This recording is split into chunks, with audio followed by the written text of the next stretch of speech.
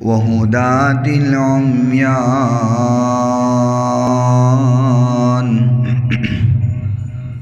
وعلى من تبعهم أو تبع من تبعهم بالإحسان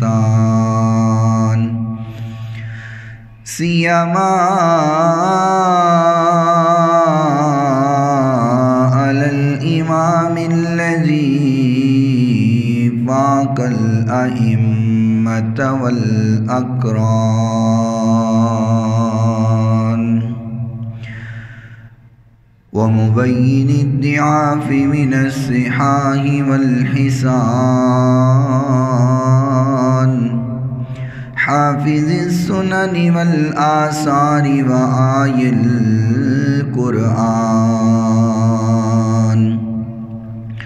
من قال في حقه سيد الإنس والجان ونشهد أن لا إله إلا الله وحده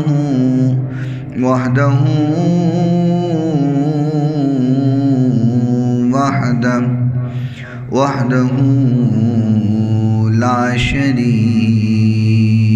له ونشهد أن سيدنا وسندنا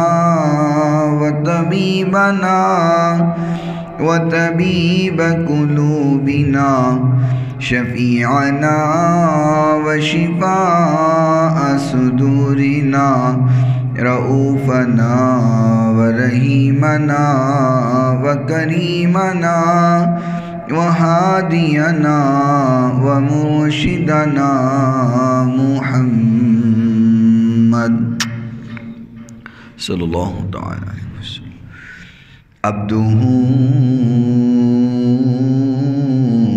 والرسول قال اللہ تبارک وتعالی فی کلام المجید والفرقان الحمید اعوذ باللہ من الشیطان الرجیم بسم اللہ الرحمن الرحیم الا ان اولیاء اللہ لا خوف علیہم ولا هم يحزنون صدق اللہ مولانا العظیم وصدق رسوله النبي الكريم الأمين الرؤوف الرحيم إن الله وملائكته يصلون على النبي يا أيها الذين آمنوا صلوا عليه وسلموا تسليما الصلاة والسلام عليك يا سيدي يا رسول الله الصلاة والسلام عليك يا سيدي يا حبيب الله الصلاة والسلام عليك يا سيدي يا رحمة للعالمين وعلى آلك وأصحابك يا سيدي يا شفيع المذنبين مولاي صل وسلم دائما أبدا على حبيبك خير الخلق كلهم محمد سيد الكونين والثقلين والفريقين من عرب ومن عجم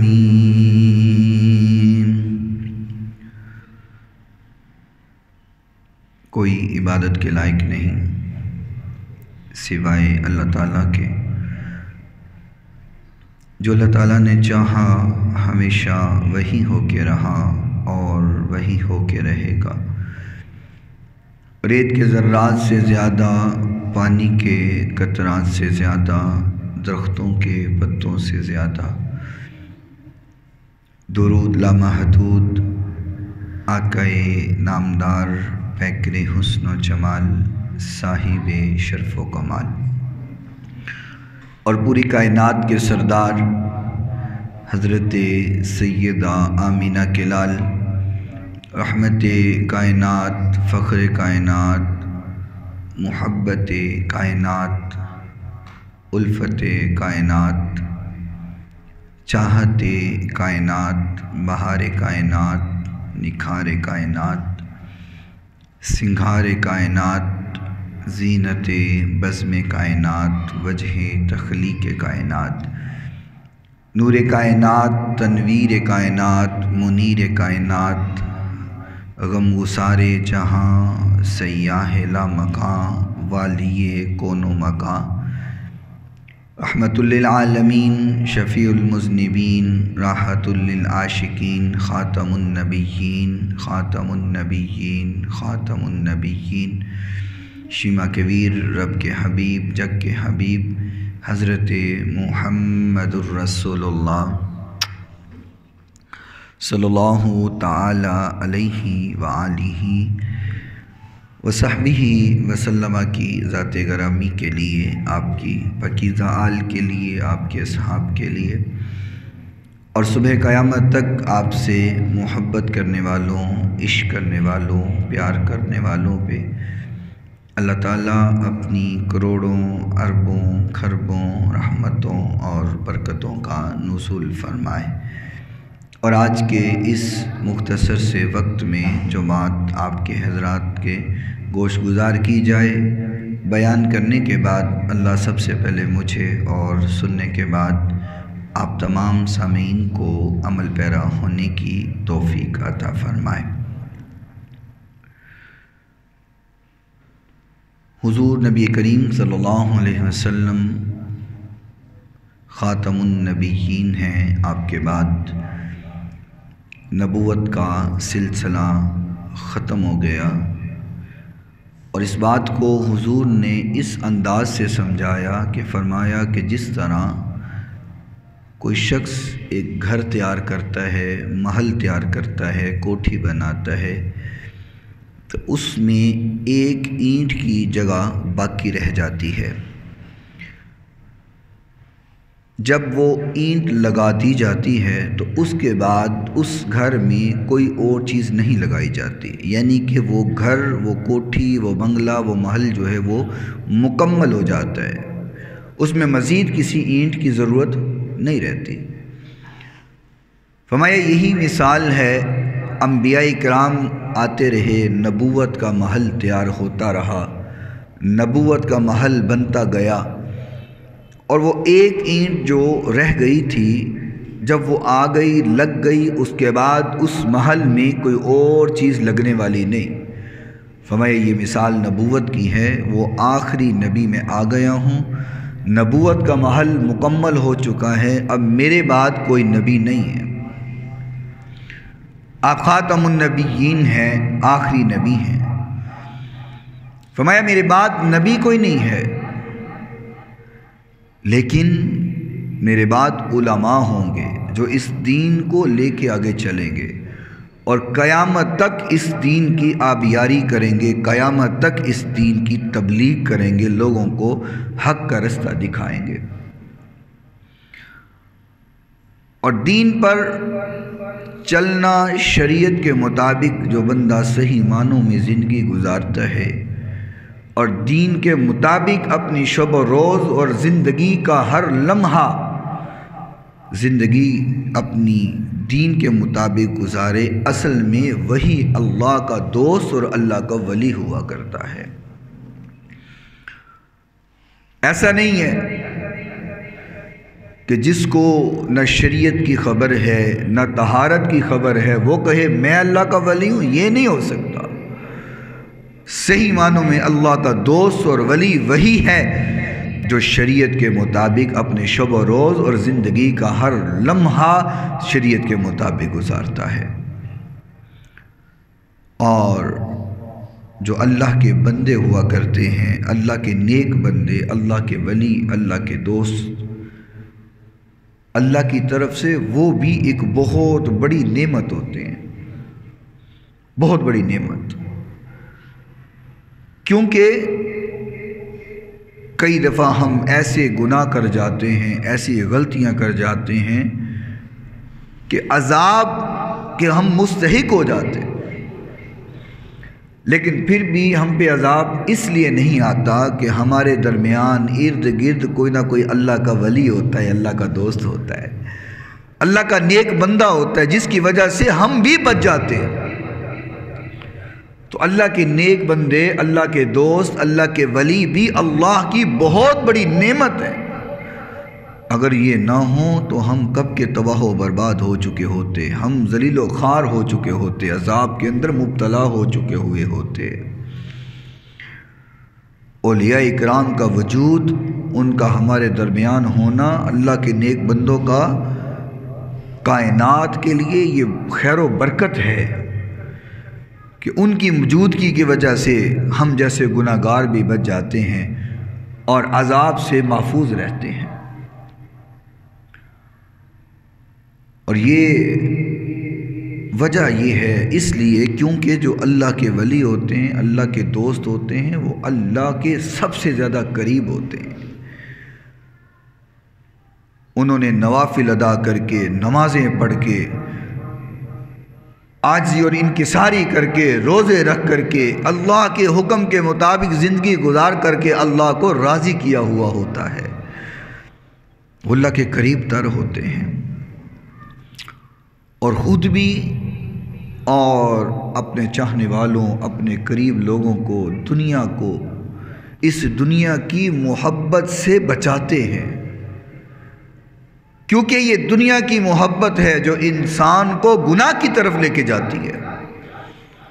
دنیا کی چاہت، دنیا کی محبت، دنیا کی الفت، یہ انسان کو آہستہ آہستہ اللہ سے دور کرتی ہے اور گناہوں کے قریب لے کے چلی جاتی ہے۔ اور آپ اگر اس دنیا میں نظر دوڑائیں اور جائزہ لیں تو آپ کو یہ نظر آئے گا کہ جو انسان جس قدر امیر ہے، جس قدر مال و دولت کا مالک ہے، جس قدر پیسہ ہے، جائیداد ہے، زمین ہے، جس قدر اس کے پاس مال و زر ہے، اس قدر وہ اللہ سے دور ہے، گناہوں میں پھنسا ہوا ہے۔ جتنا پیسہ زیادہ ہے اتنا ہی وہ گناہوں کے قریب ہوتا چلا جا رہا ہے، کیونکہ یہ دنیا کی محبت جو ہے، الا ماشاء اللہ، جس کو اللہ بچا لے، میں سب کی بات نہیں کرتا، کئی ایسے لوگ بھی ہیں کہ جن کو اللہ نے عطا کیا ہے اور وہ اپنا خرچ کرتے ہیں اللہ کے راستے کے اندر، اپنا ٹائم بھی دیتے ہیں، اللہ کے لیے نکلتے بھی ہیں اور نیکیاں بھی کرتے ہیں، غریبوں کی مدد بھی کرتے ہیں، بڑے لوگ ایسے بھی ہیں، میں سب کی نہیں بات کر رہا لیکن مجموعی بات کر رہا ہوں۔ مجموعی طور پہ ایسا ہی کہ جو جتنا امیر ہے اتنا گناہوں کے قریب ہے، جتنا غریب ہے اتنا وہ اللہ کے قریب ہوتا ہے۔ اور پھر حضور نے فرمایا کہ امیر لائن میں لگے ہوں گے، حساب دے رہے ہوں گے، غریب جنت کے مالک بھی بنے ہوئے ہوں گے، وہ جنت میں پہنچ چکے ہوں گے، امیر ابھی لائن میں لگے ہیں، حساب دے رہے ہیں۔ ظاہری بات ہے جس قدر پیسہ زیادہ ہے اتنا وقت زیادہ لگے گا حساب دیتے ہوئے، اللہ کے حضور پیش کرتے ہوئے، پیسہ کہاں سے آیا، کہاں خرچ کیا، کہاں دیا، کہاں سے لیا، حساب دیتے ہوئے وقت تو لگے گا۔ تو جس کے پاس تھوڑا سا پیسہ ہے وہ جلدی سے حساب دے گا تو جنت میں چلا جائے گا، جس کے پاس زیادہ پیسہ ہے وہ لائن میں لگا ہوگا۔ تو جو اللہ والے ہیں، جو اللہ کے دوست ہیں، اللہ کے ولی ہیں، یہ دنیا سے اپنے آپ کو بھی محفوظ کرتے ہیں اور اپنے چاہنے والوں کے دل سے بھی دنیا کی محبت نکالتے ہیں اور اللہ کی محبت کو ڈال دیتے ہیں۔ اور میں آج کے اس مختصر وقت میں ایسی ہی ایک ہستی کا تذکرہ کرنا چاہتا ہوں، ایسی ہی ایک ہستی کی بات چند منٹوں میں آپ کی نظر کرنا چاہتا ہوں، جنہیں پیران پیر کہتے ہیں، روشن ضمیر کہتے ہیں، حضرت غوث العظم دستگیر کہتے ہیں رضی اللہ تعالی عنہ۔ آج اس چند منٹوں کے اندر غوث پاک کی بارگاہ میں چند گلہائے عقیدت پیش کرنے کا ارادہ رکھتا ہوں اور یہ دعا کرتا ہوں کہ اللہ ہماری آج کی یہ گفتگو اپنی بارگاہ میں مقبول و منظور فرمائے، اور شیخ عبد القادر جیلانی علیہ رحمہ اللہ تعالی ہم سب پہ اپنی نگاہ کرم فرما دیں۔ کون پیران پیر رضی اللہ تعالی عنہ؟ میں نے جو پہلے عرض کی ہے بات کہ جو اللہ والے ہوتے ہیں نہ ان کے دل میں دنیا کی محبت ہوتی ہے، نہ وہ کسی اور کے دل میں دنیا کی محبت ڈالتے ہیں۔ اس کا مطلب یہ بھی نہیں ہے کہ بندہ دنیا سے کٹ آف ہو کر کے جنگلوں میں چلا جائے، بیابانوں میں چلا جائے، ایسا نہیں ہے۔ دنیا کے اندر رہنا ہے، کاروبار بھی کرنا ہے، روزگار بھی تلاش کرنا ہے، دنیا کے معاملات بھی چلانے ہیں، لیکن اتنا نہیں کمانا کہ وہ اللہ کی محبت پہ غالب آ جائے، اتنا دنیا میں مگن نہیں ہونا کہ اللہ کی یاد سے بندہ دور ہو جائے، اتنا کماؤ کہ گزر بسر بھی ہو جائے اور بندہ اللہ کی یاد سے غافل بھی نہ ہو۔ آپ تاجر تھے، کاروبار کرتے تھے، تجارت کرتے تھے، اور یہ تو انبیاء کا شیوا بھی ہے تجارت کرنا۔ آپ ایک بار سمندر کے کنارے پہ بیٹھے تھے اور آپ کا سامان کسی بحری جہاز پہ آ رہا تھا۔ آپ سمندر کے کنارے تشریف فرما تھے تو کسی شخص نے آ کر کے خبر دی، کہا حضرت آپ کا جو بحری جہاز تھا جس میں آپ کا سامان، آپ کا مال لایا جا رہا تھا، وہ تو ڈوب گیا ہے۔ اب توجہ کیجئے گا کہ کیسے اللہ والے اس دنیا کی محبت سے دور ہوتے ہیں۔ اس نے کہا آپ کا بحری جہاز جو تھا وہ ڈوب گیا، سامان ڈوب گیا، آپ کے غلام جو تھے وہ غرق ہو گئے، سب ڈوب گئے۔ تو آپ نے یوں اپنے دل کی طرف کچھ دیر دیکھا، کچھ دیر اپنے دل کی طرف یوں جھانکا، اور پھر آپ فرمانے لگے الحمدللہ۔ کچھ دیر بعد وہی شخص دوبارہ آیا، فرمایا حضرت خبر غلط تھی، جہاز ڈوبا ضرور ہے، وہ آپ کا نہیں ہے، کسی اور کا جہاز ڈوبا ہے، آپ کا جہاز سامان لے کر کے صحیح سلامت یہاں پہنچ رہا ہے۔ آپ نے پھر یوں اپنے دل کی طرف دیکھا اور دیکھ کر کے کہا الحمدللہ۔ تو لوگوں نے کہا حضرت سامان کے بچ جانے پر الحمدللہ کہنا تو سمجھ آتا ہے کہ سامان بچ گیا ہے، مال بچ گیا ہے، آپ نے کہا اللہ کا شکر ہے الحمدللہ، لیکن جہاز کے ڈوب جانے پہ الحمدللہ کہنا سمجھ نہیں آتا۔ وہاں پہ الحمدللہ کیوں کہا؟ بھلا کوئی نقصان پہ بھی الحمدللہ کہتا ہے؟ جو بات غوث پاک نے فرمائی وہ دل کی تختیوں پہ لکھنے والی ہے۔ آپ نے فرمایا کہ جب تو نے مجھے خبر دی کہ جہاز ڈوب گیا ہے، سامان غرق ہو گیا ہے، غلام ڈوب گئے ہیں، تو میں نے اپنے دل کی طرف دیکھا کہ میرا دل کہیں گھبرا تو نہیں گیا، میرا دل کہیں خوف تو نہیں کھانے لگا، میرا دل کہیں غم زدہ تو نہیں ہوا، نقصان سن کر کے سامان کے غرق ہو جانے پر میرا دل جو ہے غم زدہ تو نہیں ہوا۔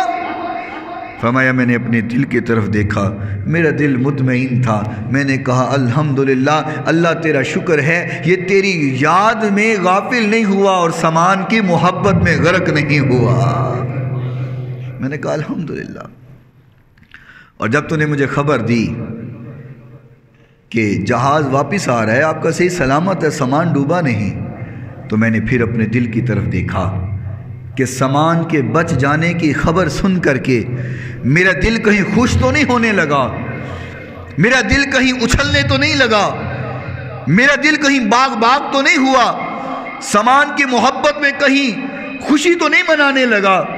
میں نے اپنے دل کو دیکھا، میرا دل مطمئن اللہ کی یاد میں مگن تھا۔ میں نے کہا الحمدللہ اللہ تیرا شکر ہے اس دل میں محبت مال نہیں ہے، محبت خدا ہے، محبت مصطفیٰ ہے۔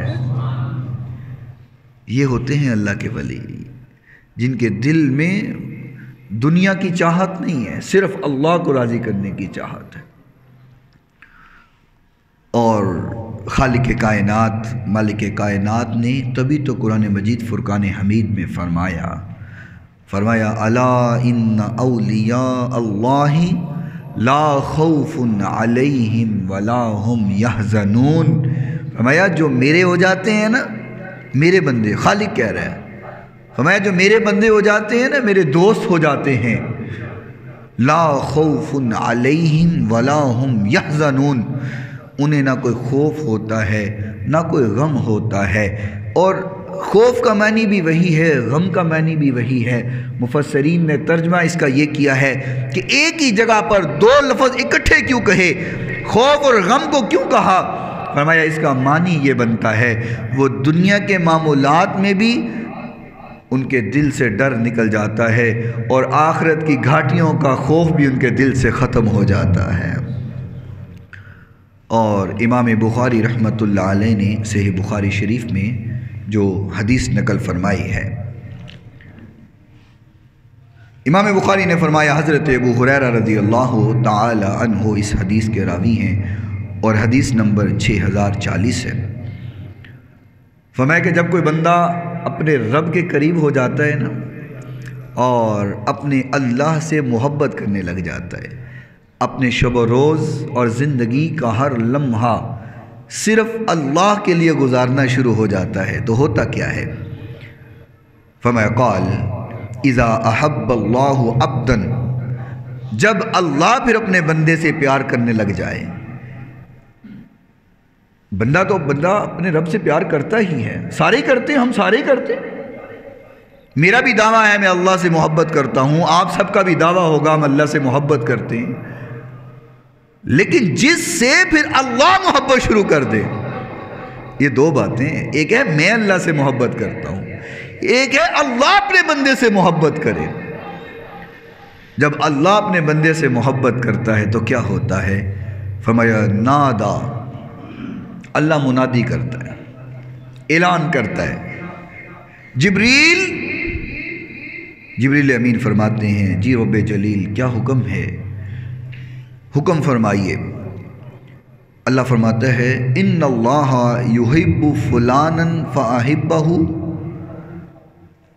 جبریل یہ جو میرا بندہ ہے نا، اللہ نام لیتا ہے اس کا، کہتا ہے یہ جو میرا بندہ ہے نا میں اس سے محبت کرتا ہوں۔ اب میرے اللہ کو کسی کو بتانے کی ضرورت تو نہیں ہے نا، اللہ اپنی مرضی کا آپ مالک ہے، اللہ کو نہ کسی کے مشورے کی ضرورت ہے نہ کسی کے حکم کی ضرورت ہے، اللہ کو نہ کسی کی اجازت کی ضرورت ہے، اللہ اپنی مرضی کا آپ مالک ہے۔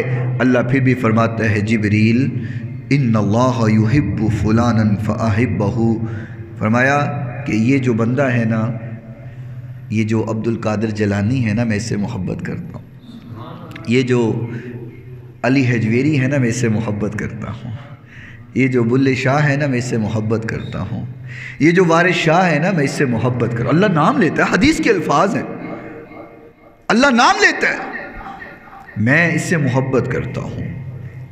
تو یا اللہ میرے لیے کیا حکم ہے؟ فرمایا کہ تو بھی اس سے محبت کر، آہستہ سے بولنے ذرا۔ اللہ کہتا ہے جبریل میں اس سے محبت کرتا ہوں، حکم کیا ہے؟ فرمایا جبریل اس سے تو بھی محبت کر۔ جبریل امین فرماتے یا اللہ حکم ہو گیا اور میں اس سے محبت کرنے لگ گیا۔ اللہ فرماتا ہے فَيُنَادِي جِبْرِيلُ فِي أَهْلِ السَّمَاءِ، جبریل تو محبت کرنے لگ گیا ہے، اب چل آسمانوں پہ اعلان کر، سارے آسمانوں پہ منادی دے، سارے آسمانوں پہ اعلان کر دے۔ یا اللہ کیا اعلان کروں؟ فرمایا فَيُنَادِي جِبْرِيلُ فِي أَهْلِ السَّمَاءِ إِنَّ اللَّهَ يُحِبُّ فُلَانًا فَأَحِبَّهُ، فرمایا سارے آسمانوں پہ اعلان کر کہ اس بندے سے اللہ بھی محبت کرتا ہے، اس بندے سے جبریل بھی محبت کرتا ہے، اور سارے آسمانوں کے فرشتے بھی اس بندے سے محبت شروع کر دیں۔ فَيُحِبُّهُ أَهْلُ السَّمَاءِ، آسمان پہ جتنے فرشتے موجود ہیں ساتوں آسمانوں پر، سارے فرشتے کہتے ہیں ہم بھی اس کے ساتھ محبت کرنے لگ گئے۔ پیار شروع ہو گیا، اللہ کا حکم ہو گیا، محبت شروع ہو گئی۔ یہاں پر تو کوئی بہانہ ہے ہی نہیں، حیل و حجت ہے ہی نہیں، اللہ نے کہا محبت کرو، محبت شروع۔ پھر خالق فرماتے ہیں ثم، پھر یودع لہ القبول فی اہل الارض، فرمایا جبریل بھی محبت شروع کر دے، سارے آسمانوں کے فرشتے بھی محبت شروع کر دیں اور زمین پر بھی جا کر کے اعلان کر دو زمین کے جتنے لوگ ہیں سب کے دلوں میں اس میرے بندے کی محبت کو ڈال دیا جائے۔ اور یہی تو وجہ ہے اللہ کا ولی، اللہ کا دوست دنیا کے جس کونے پر بھی ہو، اللہ ایسی محبت پوری دنیا میں پھیلاتا ہے کہ لوگ وہاں پہنچ ہی جاتے ہیں۔ میں اس دن پڑھ رہا تھا کہ اسلام آباد میں امام بری سرکار علیہ رحمہ اللہ تعالی جب وہاں پہ آپ نے ڈیرا لگایا تو کچھ بھی نہیں تھا، ایسے پہاڑ کی چوٹی پہ جا کے اکیلے بیٹھ گئے اور اللہ کی یاد میں گم ہو گئے۔ کوئی اشتہار نہیں چھپوائے، کوئی فلیکسیں نہیں چھپوائیں، کوئی اعلان نہیں کیے کہ میں وہ فلاں پہاڑی پہ جا کر کے بیٹھ رہا ہوں تو تم بھی میرے پیچھے پیچھے آ جانا۔ اللہ سے محبت کی، اللہ نے ایسی محبت ڈالی کہ آج پوری دنیا وہاں جاتی ہے کہ نہیں جاتی ہے۔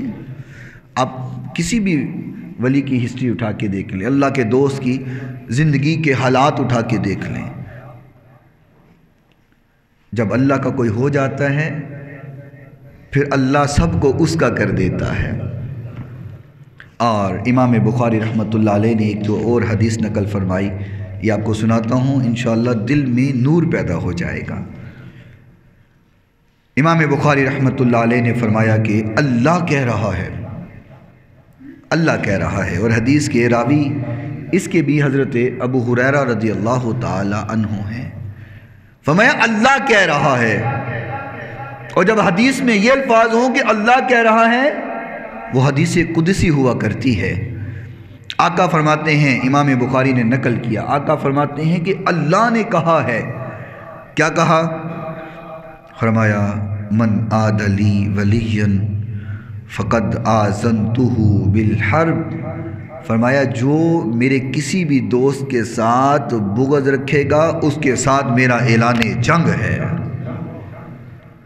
میرے کسی ولی کے ساتھ نفرت کرے، بغض رکھے، عداوت رکھے، فرمایا کہ اس کے ساتھ میرا اعلان جنگ ہے۔ کیوں؟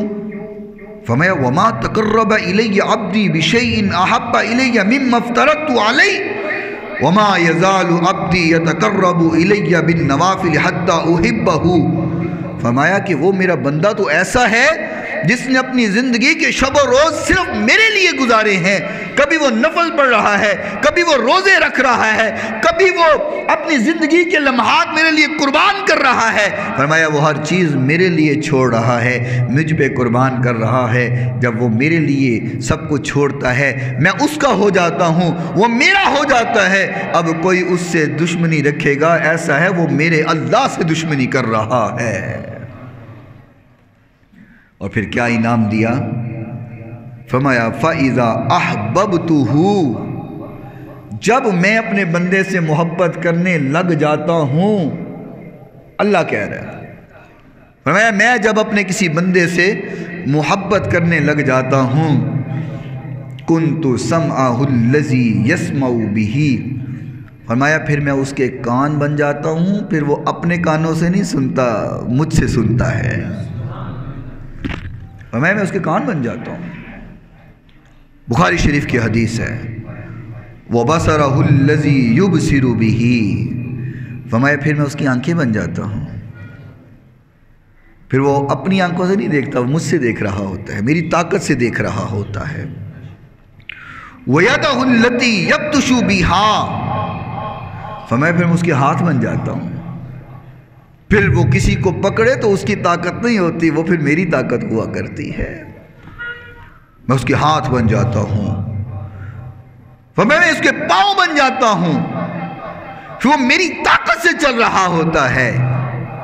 وَإِن سَأَلْنِي لَأُوتِيَنَّهُ، فرمایا پھر وہ جب کچھ بھی زبان سے مانگتا ہے میں اس کو ضرور عطا کر دیتا ہوں۔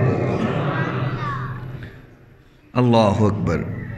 یہاں پر میں ساتھ بات جو عنوان بیان کر رہا ہوں حدیث کے ساتھ وہ بھی جوڑوں۔ حضرت پیر عبدالقادر جیلانی علیہ رحمہ اللہ تعالی، خالق نے کہا کہ میں اس کے ہاتھ بن جاتا ہوں، اور پھر کیسے بنتا ہے؟ حضرت امام ابو حفص عمر بن صالح علیہ رحمہ اللہ تعالی ایک اونٹنی لے کر کے غوث پاک کے پاس آئے اور کہنے لگے کہ حضرت یہ ایک ہی میرے پاس اونٹنی ہے اور میں حج کرنے کے لیے جانا چاہتا ہوں، حج کا میرا ارادہ ہے، لیکن یہ تو چل نہیں رہی، میں کیسے حج پہ جاؤں گا، سفر کیسے کروں، یہ تو چلنے کے قابل نہیں ہے، ایک ہی اونٹنی ہے اور مال نہیں ہے اور خرید سکو، تو کیا کیا جائے؟ حضرت غوث پاک رضی اللہ تعالی عنہ نے اس طرح اس اونٹنی کے سر پہ ہاتھ پھیرا، اس کی پیشانی پہ ہاتھ پھیرا۔ حضرت امام ابو حفص فرماتے ہیں کہ آپ اس کی پیشانی پہ ہاتھ پھیرتے جا رہے تھے، وہ اٹھ کے کھڑی ہوتی جا رہی تھی، اور پھر آپ اس پہ حج کرنے کے لیے گئے۔ اللہ ہاتھ بن جاتا ہے، پھر وہ ہاتھ دیکھنے کو اللہ کے ولی کا ہوتا ہے، لیکن اس میں طاقت اللہ کی ہوتی ہے۔ لیکن ایک بات ضرور ذہن میں رکھ لینا، وہ پھر بھی بندہ ہی رہتا ہے، اللہ نہیں بنتا۔ مطلع کوئی غلط فہمی چ پہ جائے، طاقت اللہ کی ہوتی ہے لیکن رہتا وہ بندہ ہی ہے، اللہ نہیں بنتا۔ میں اس کو مثال کے طور پہ آپ کو سمجھاؤں، باہر سورج نکلا ہوا ہے، ایک بندہ باہر سورج کے سامنے یوں شیشہ لے کے کھڑا ہو جائے اور وہ دھوپ شیشے پہ پڑے، اور وہ دھوپ اندر آئے گی کہ نہیں آئے گی؟ بولو تو صحیح، آئے گی نا؟ اس دھوپ میں تپش بھی ہوگی، اس دھوپ میں ہیٹ بھی ہوگی، گرمی بھی ہوگی، اور روشنی بھی آئے گی۔ اندھیرا ہو کمرے میں، آپ سورج کے سامنے یوں شیشہ کریں، وہ روشنی کمرے کے اندر آئے گی، روشن بھی ہو جائے گا، گرمی بھی ہوگی، اس کے اندر ہیٹ ہوگی، اس میں سب کچھ ہوگا۔ لیکن کیا شیشہ سورج بن گیا؟ آپ سمجھے نہیں، میں بڑی بات کر گیا ہوں۔ شیشہ سورج کے سامنے ہے، سورج کی پوری طاقت شیشہ لے کے آگے دے رہا ہے، لیکن شیشہ شیشہ رہتا ہے، سورج سورج رہتا ہے۔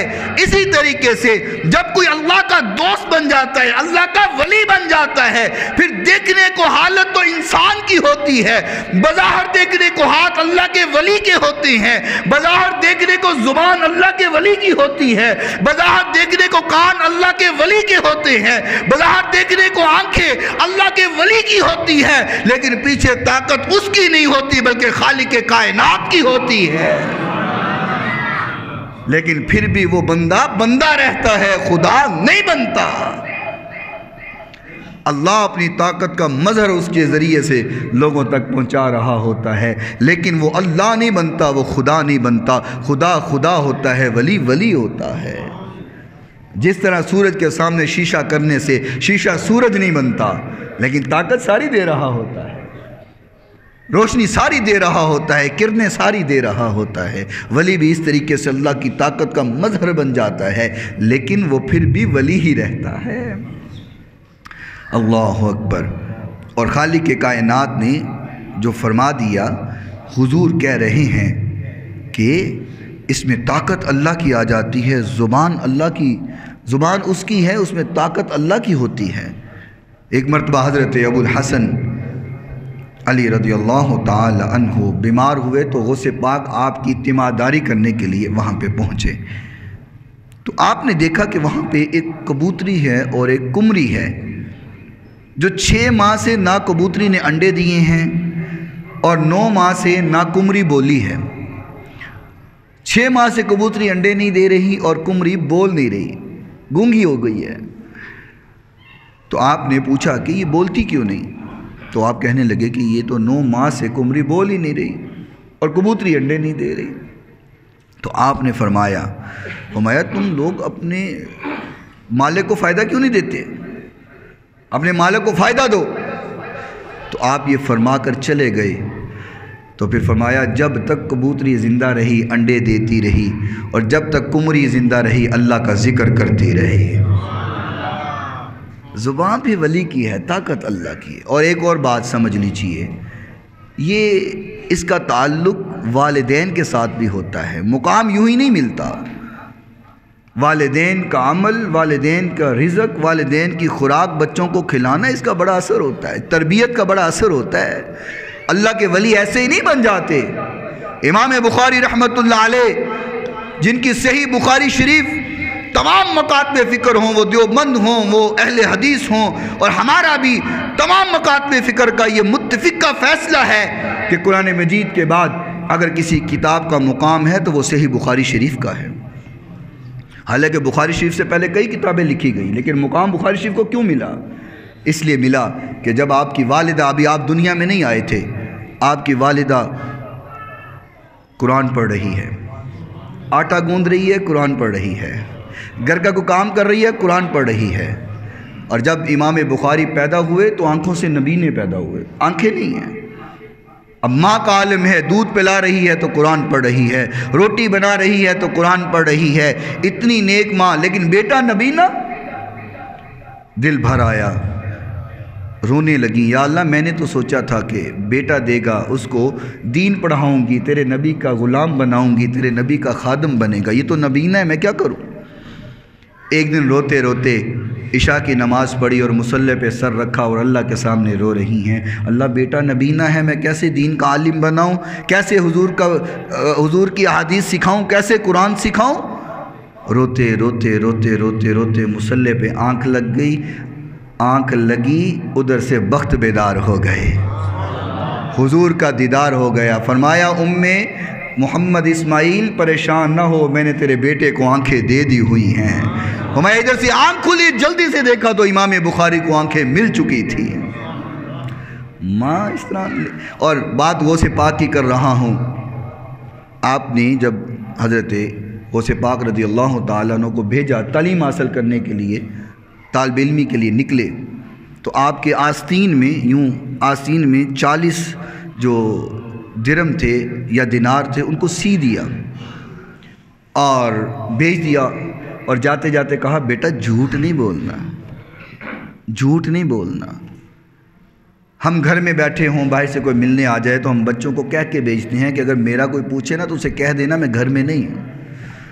बच्चों को तो हम खुद तरबियत ही दे रहे होते हैं ना, बचपन से बता रहे होते हैं कि झूठ कैसे बोल रहे हैं। हम कहते हैं वो जो बाहर आए ना उसे कहना पापा घर नहीं है। बच्चे भी बाज़ दफ़ा सीधे साधे होते हैं, वो जाके कह देते हैं पापा कह रहे हैं मैं घर पे नहीं हूँ। बाज़ यूँ भी हो जाता है। तो आपने कहा झूठ नहीं बोलना। रास्ते में गए, डाकू पड़ गए, काफ़िले को डाकू पड़ गए, उन्होंने पूरे काफ़िले को लूटा। उन्होंने सोचा इस बच्चे के पास क्या होगा। तो एक डाकू गुज़रते गुज़रते वैसे कहने लगा कि बेटा तेरे पास कुछ है। तो आपने फरमाया हाँ, मेरे आस्तीन में मेरी वालिदा ने 40 दिरहम या दिनार जो हैं वो बांधे हुए हैं। वो बड़ा हैरान हुआ, कहने लगा कि वैसे तो हमें कुछ नहीं मिला, वो आस्तीन में सिए हुए हैं, हमें कहाँ मिलते। लेकिन बच्चे ने सच बता दिया। भला डाकुओं को भी माल के बारे में बताया जाता है, दौलत के बारे में बताया जाता है। कहा बेटा तुमने क्यों बताया हमें। तो आप फरमाने लगे मेरी वालदा ने कहा है कि झूठ नहीं बोलना। वो ले करके सरदार के पास चला गया, कहने लगा इस बच्चे के पास पैसे हैं और इसने सिए हुए हैं इसकी वालिदा ने, और ये छुपा सकता था लेकिन इसने झूठ नहीं बोला और इसने पैसे दे दिए हैं। आपकी उस अमल के, आपके उस अमल का इतना असर उस डाकू के सरदार पे हुआ। उसने कहा आइए हाथ बढ़ाइए, हम सबसे पहले आपके हाथ पर तौबा करते हैं। वो से पाक फरमाते हैं सबसे पहले मेरे हाथ पे इन लोगों ने तौबा की, वो जो डाकू थे मेरे सच की वजह से। वालिदा इतनी नेक हो तो फिर वो से पाक ही बना करते हैं। और मैं आखिर में आपके वालिद का भी ज़रा जिक्र आपको बताऊं। आज हम सोचते हैं ना हराम हलाल की तमीज़ नहीं करते। जी बच्चों के लिए कर रहे हैं, धोखा कर रहे हैं बच्चों के लिए कर रहे हैं, झूठ बोल रहे हैं बच्चों के लिए कर रहे हैं, फराड कर रहे हैं बच्चों के लिए कर रहे हैं, मिलावट। किसी को पूछ लो कि तुम ये गलत पैसे क्यों कमा रहे हो, हराम क्यों कमा रहे हो, तो वो कहेगा जी बच्चों के लिए कर रहे हैं। जी अजी बच्चों का भी तो सोचना ना, बच्चों के लिए कर रहे हैं। तो मैं कहा करता हूँ अगर बच्चों को ऐसा लुकमा खिलाओगे तो बड़े होकर के वो आलिम दीन या वली नहीं बनेंगे, बल्कि वो तुम्हारी नाक सड़कों पर रगड़वा देंगे, तुम्हारी नाक को जलील करवा देंगे। हलाल लुकमा गया हो तो बच्चे फिर नेक पैदा होते हैं। आपके वालिद मोहतरम हज़रत अब्दुल्ला इस तरह तवज्जो कीजिएगा, आखिरी बात कर रहा हूँ, वक़्त ज़्यादा हो रहा है। दरिया के किनारे पे बैठे वज़ू कर रहे थे तो एक सेब पानी के अंदर चलता हुआ आपके सामने आ गया। आपको भूख लगी थी, आपने उस सेब को पकड़ा और खा लिया। खाने के बाद दिल में ख्याल आया कि ये तो मेरा था ही नहीं, मैं खा बैठा हूँ, ये तो मेरा था ही नहीं, न जाने किसका था। دل میں خوف آیا تو چل پڑے، جدھر سے پانی آ رہا تھا اس طرف چل پڑے کہ جا کے دیکھوں یہ سیب کہاں سے آیا ہے۔ چلتے چلتے ایک جگہ پہ پہنچے، ایک باغ تھا اور اس درختوں کی جو ٹہنیاں تھیں وہ پانی کے اندر جھکی ہوئی تھیں۔ آپ سمجھ گئے کہ یہ سیب یہاں سے ٹوٹ کر پانی میں بہتا ہوا میرے پاس پہنچا تھا۔ آپ نے باغ کا جو مالک تھا اس سے ملے، ملاقات کی، سلام دعا لیا، انہوں نے آپ کی مہمان نوازی کی اور مہمان سمجھ کے کہا جی بتائیے کس کام آپ تشریف لائے ہیں؟ یہ آپ کے والد کی بات بتا رہا ہوں۔ آپ نے فرمایا کہ اس طرح سیب پانی میں بہتا ہوا میرے پاس پہنچا اور میں نے کھا لیا، اب اس کا جرمانہ بتائیے کیا ہے، اس کی قیمت بتائیے کیا ہے۔ پہلے تو وہ بڑا حیران ہوا کہ ایک سیب، معمولی سی بات اور اتنی فکر۔ انہوں نے کہا نہیں جی مجھے بتائیے کہ اس کی سزا کیا ہے، یہ جو میں نے سیب کھایا ہے۔ تو وہ کہنے لگے کہ اس کی سزا ہے کہ تم 12 سال میرے باغ کی گوڈی کرو گے۔ ایک سیب کھانے کی اتنی بڑی سزا کہ 12 سال۔ اب وہ بھی کوئی صاحب نظر تھے اور وہ اور تربیت کرنا چاہتے تھے، وہ کچھ اور ہی دیکھنا چاہتے تھے۔ کہا 12 سال تم میرے باغ کی گوڈی کرو گے۔ کہا 12 سال گوڈی کرنے سے سیب کھانے کی سزا معاف ہو جائے گی؟ فرمایا معاف ہو جائے گی۔ 12 سال آپ اس باغ کی گوڈی کرتے رہے، مالی بنے رہے۔ 12 سال بعد مالک جو تھا اس باغ کا، انہوں نے بلایا اور کہا کہ عبداللہ جاؤ ایک سیب میرے لیے لے کر کے آؤ۔ وہ سیب لے کر کے آئے، وہ کچا سا تھا، بہترین سیب نہیں تھا، ایسا نہیں تھا کہ جو مالک کو دیا جائے۔ آپ نے کہا کہ تمہیں 12 سال ہو گئے باغ کے اندر کام کرتے ہوئے، تجھے یہ بھی نہیں پتا سیب کیسا لے کے آتے ہیں؟ کہا ایک سیب کی قیمت چکا رہا ہوں، 12 سال ہو گئے ہیں، اور سیب کھا کر کے پوری زندگی دینی ہے آپ کو؟ کہا میں نے 12 سال صرف زمین کی گوڈی کی ہے، اوپر منہ کر کے سیبوں کو نہیں دیکھا، مجھے کیا پتا سیب کون سا بہترین ہے کون سا عالی ہے۔ کہا چلو یہ تو تمہارا 12 سال مکمل ہوئے، سزا پوری ہوئی، اب ایک شرط اور ہے، اگر اس شرط کو پورا کرو تو پھر تمہاری معافی ہو جائے گی۔ کہا وہ شرط کیا ہے؟ کہا میری ایک بیٹی ہے جو کانوں سے سنتی نہیں، آنکھوں سے دیکھتی نہیں، منہ سے بولتی نہیں اور پاؤں سے چل نہیں سکتی، تمہیں اس کے ساتھ شادی کرنی پڑے گی۔ کہا پھر معافی ہو جائے گی؟ کہا جی بالکل اس کے بعد معافی ہو جائے گی۔ کہا میں راضی ہوں۔ شادی ہو گئی۔ جب وہ اپنے حجرہ عروسی میں گئے تو وہاں تو خوبصورت اور بالکل صحیح سلامت صحیح الاعضاء عورت بیٹھی ہے، تو آپ جلدی سے باہر آ گئے۔ کہا کیا ہوا؟ کہا آپ نے تو کہا تھا کانوں سے سنتی نہیں، آنکھوں سے دیکھتی نہیں، زبان سے بولتی نہیں، پاؤں سے چل نہیں سکتی، وہ تو صحیح الاعضاء عورت اندر بیٹھی ہے، میں تو ایک سیب کی قیمت چکا رہا ہوں، اتنی بڑی غلطی کی سزا کیسے پوری کروں گا؟ آپ نے فرمایا یہ تیرا انعام ہے، یہ میری بیٹی بالکل ٹھیک ہے، لیکن میں جھوٹ نہیں بول رہا، کانوں سے سنتی نہیں مطلب یہ ہے آج تک اس نے کسی غیر محرم کی آواز نہیں سنی، آنکھوں سے دیکھتی نہیں مطلب یہ ہے کہ آج تک کسی غیر محرم کو دیکھا نہیں ہے، زبان سے بولتی نہیں مطلب یہ ہے کسی غیر محرم سے بات کلام نہیں کیا، پاؤں سے چلتی نہیں مطلب یہ ہے آج تک یہ گناہوں کی طرف چل کے نہیں گئی ہے۔ جب باپ اور ماں ایسی ہوگی تو بیٹا پھر غوث العظم ہی پیدا ہوگا نا، بیٹا پھر غوث العظم ہی ہوگا، بیٹا پھر دستگیر ہی ہوگا، بیٹا پھر ولیوں کا سردار ہی ہوگا۔ والدین جب نیک ہوں تو بیٹے پھر اللہ کے ولی پیدا ہوا کرتے ہیں۔ ہمیں سب سے پہلے اپنی تربیت کرنے کی ضرورت ہے، ہمیں سب سے پہلے اپنے رزق کو چیک کرنے کی ضرورت ہے کہ جو ہم بچوں کو لقمہ دے رہے ہیں کہیں لقمہ مال حرام کا تو نہیں ہے، اگر مال حرام کا ہے تو سمجھ جاؤ بیٹے اور بیٹیاں کبھی فرما بردار نہیں ہوں گے۔ اگر ہمارا رزق جو بچوں کو کھلا رہے ہیں اور ہماری تربیت ہوئی ہے اور ہم نیکی پہ چلنے والے ہیں تو یقینی طور پر پھر ہمارے بچے بھی اللہ کے قریب ہوں گے، اللہ کے قریب جانے والے پیدا ہوں گے۔ اللہ مجھے اور آپ کو عمل کی توفیق عطا فرمائے۔ وآخر دعوانا